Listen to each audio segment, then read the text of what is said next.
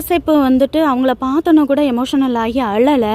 ஆனால் எப்போ வந்துட்டு யோசேப்புக்கு செஞ்சதுனால தான் நம்ம இப்படி கஷ்டப்படுறோமோன்னு சகோதரர்கள்லாம் உணர ஆரம்பித்தாங்களோ, அவங்க பேசுகிறத அவர் காதில் விழுந்ததோ அப்பயே அவருக்கு அவங்க மேலே மனதுருக ஆரம்பிச்சிட்டாரு. அவரோட உள்ளம் உருக ஆரம்பிச்சிருச்சு. எமோஷனல் ஆகி அவங்க முன்னாடி அழக்கூடாது அப்படின்னு சொல்லிட்டு அவங்களுக்கு தெரியாமல் ஒரு ரூமுக்குள்ளே போய் உட்காந்து அழ ஆரம்பிக்கிறாரு. யோசேப்பு தனியாக போய் அழுதுட்டு சிமியோனை மட்டும் அவங்க அண்ணனில் ஒருத்தரை மட்டும் கட்டி போட சொல்லிட்டு மற்ற எல்லாரையும் அனுப்பிவிட சொல்கிறாரு. சிமியோனை மட்டும் ஜெயிலில் போட்டாங்க.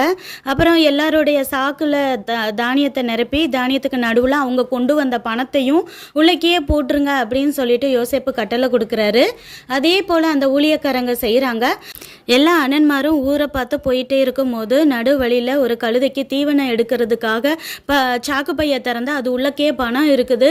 உடனே அவர் மற்ற சகோதரர்கள்ட்ட அதை பற்றி சொல்கிறாரு. மற்ற எல்லாருக்கும் அடுத்தடுத்து சோதனை வந்துக்கிட்டே இருந்ததுனால அவங்களுடைய உள்ளம் ரொம்ப சோர்ந்து போயிடுது.